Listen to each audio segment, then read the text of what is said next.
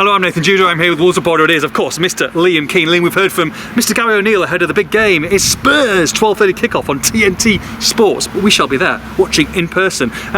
Look, Gary's obviously asked about VAR, asked about Sheffield United, etc. Let's just get that over and done with. I think he wants it over and done with as well. He wants to move on. We don't want to discuss it every week, but we have to because it's our jobs. What did he say? He's spoken to Mr. Howard Webb this week. Yes, I mean, well, first thing is that, he said, I don't think about it outside of this room when I have a press conference, which I'm not sure is entirely accurate. Come on, Gaslight. But at the same time, I understand his sentiment. His sentiment is, look, we want to put this behind us. And that was really what he was talking about there. He wants to focus on Wolves, not focus on VAR. But, of course, he was asked about it. We have to do our job. And he was, asked in detail about the situation. And yes, he spoke to Howard Webb on Sunday. He didn't want to disclose a lot of the details of that conversation. Again, understandable. But he gave him a few ideas. I think one of them being the clear and obvious phrasing or legislation, however you want to put it, doesn't work, which I totally agree. It's like a grey area. Yeah, exactly. And I think a lot of people think that as well, because look, I think his point was that the VAR, they're probably sat up there thinking, I don't agree with this, but is it obvious? Yeah. Then they don't overturn it. So I understand his point there. And yeah, it was a lot of it going over old ground really, because he didn't really have any more newer thoughts on it other than Wolves kind of want to put it behind them now.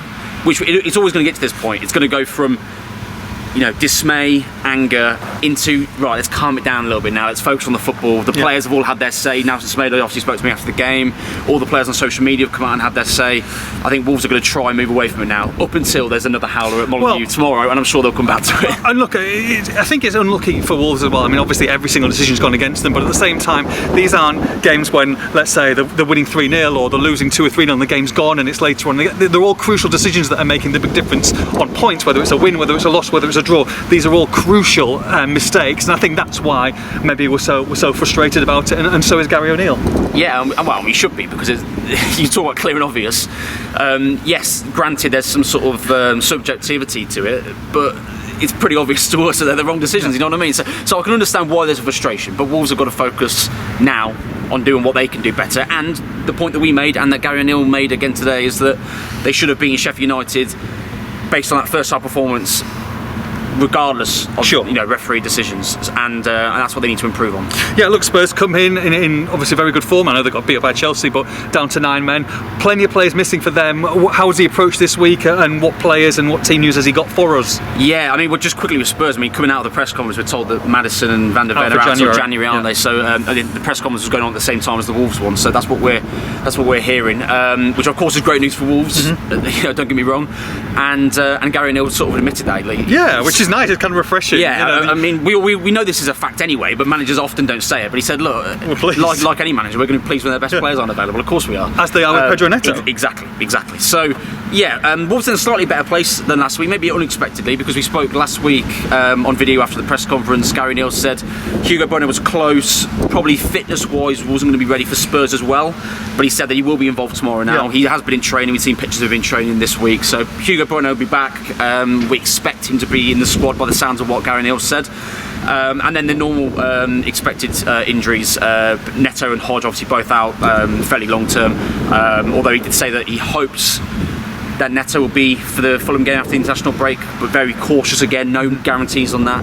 And then in addition to that is that Nathan Fraser's got an issue with his quad and not quite ready for the weekend. Yeah, look, he said as well, he was asked about Spurs and how they set up, and he said Postecoglou, even though he's got players missing, they're probably going to set up, but he kind of knows which way they're going to set up. They're going to carry on what they're doing and be very attacking. And look, Spurs are still going to have a very good side. A front three probably of, you'd have thought, Son, Brennan Johnson and Kulusevski. So Wolves are going to have to defend very, very well. But in terms of picking his 11, who do you think might come into his thoughts? Yeah, it's always tough to predict. No doubt we'll probably get it wrong, as we always do. But we'll watch out for the written piece that's going to be coming out. Absolutely, keep an eye out. This afternoon. I think we're probably both on agreement here. We think Bellegarde comes in, not only because he's scored, and to be honest, I thought he was quite quiet actually against Sheffield United. But the difference is, at the moment it counted, he stepped up. Yes, it took a deflection, but he took a shot and scored a goal. So obviously a great impact in terms of the goal itself. I think he'll come in not only because of the goal, but because of the way the Wolves are probably set up to play. A little bit of a hybrid system in terms of formations, a bit fluid, Aït-Nouri into winger, left wing back, left back, however it might play out. Bellegarde able to pick up those positions, those pockets of space. And if he gets space with pitch in front of him, that's where Wolves will cause damage. And obviously being able to play Hwang and Cunha in, particularly if Spurs play a high line, to be able to get behind them. So I think Bellegarde will probably be the major change. I would probably also say João Gomez comes back in, but he has been giving João a little bit of a message, a bit of a test by leaving him out recently. So a couple of decisions to make, and if I get it right, I won't let you forget it. Good luck, good form at home. Do you think that they need to, from the bench options, do you think that someone like Fabio Silva, obviously, disappointing afternoon at Sheffield United, do you think that he will still come into his thinking, or is he at the back of the queue now? I wouldn't say he's back of the queue. No, he's clearly not had enough chances recently because of previous chances where he didn't quite go to plan. He had a chance at Sheffield United, didn't go well, obviously. I think, and I could very well be wrong here, as we've already discussed. I think Gary Neville's the kind of manager, whether it's tomorrow or not, I think he's the kind of manager, particularly with fixtures coming up, that will give Fabio a big chance soon.